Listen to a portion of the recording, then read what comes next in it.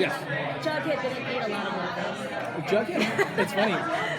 Well, I know for certain we're not going to beat like a pyramid of 7 cheeseburgers over the fans. We're not going to be doing that. But Jughead, if you guys look close enough, Jughead is eating or has the remains of a finished dish in everything he's shown me. Really? Yeah. So we're gonna try and allude to some, consistently, some gluttonous Jughead, but we're not gonna make it a linchpin of his acting or every scene that he's in. It's a burger in your mouth. Yeah, exactly right. I'm going to get to the rift between him and Archie pretty quickly. I don't know how quickly we're gonna get to it. That's been something that a lot of people have been interested in. I think it's not as interesting narratively if Jughead and Archie are just solid best friends and have been forever. It's going to be fun for me to show the reparations made, the repairing of that relationship between Archie and Jughead. Because when their relationship finally ends up, repaired, we have a Harrelson McConaughey True Detective duo. And it's gonna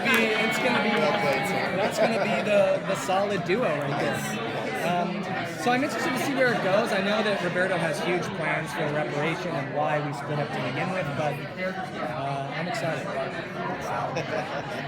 I love the twist on his character where he's a writer. Yeah. He's narrating the story.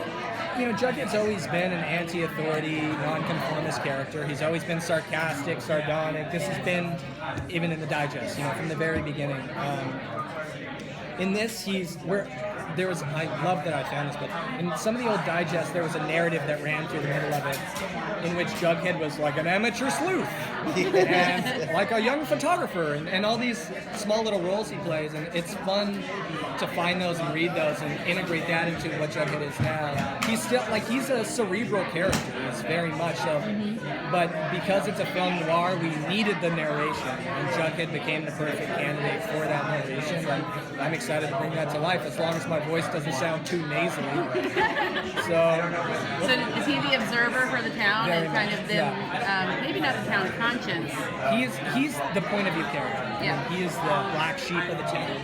He's on the outside.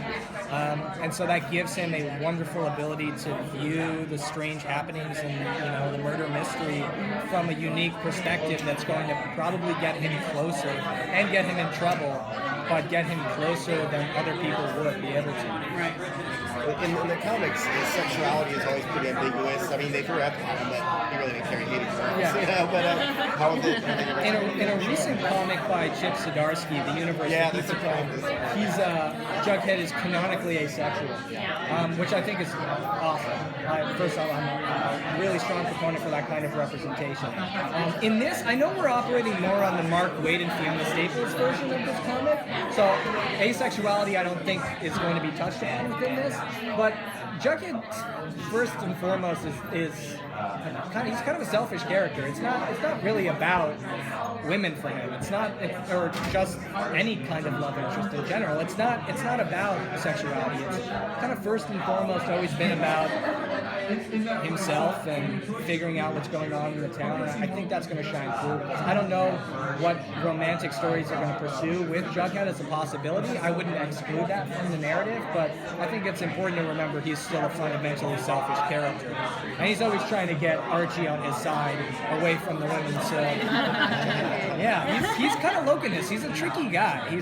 And I think that'll shine through. KJ did say he's Team Jughead. Team Betty or not Team Jughead. I think I'm excited for the team Jughead too. Jughead in this is really cool. He's definitely the non-conformist character. So I think a lot of the male viewers are going to really take to Jughead because he's kind of the acid dad, whatever this is.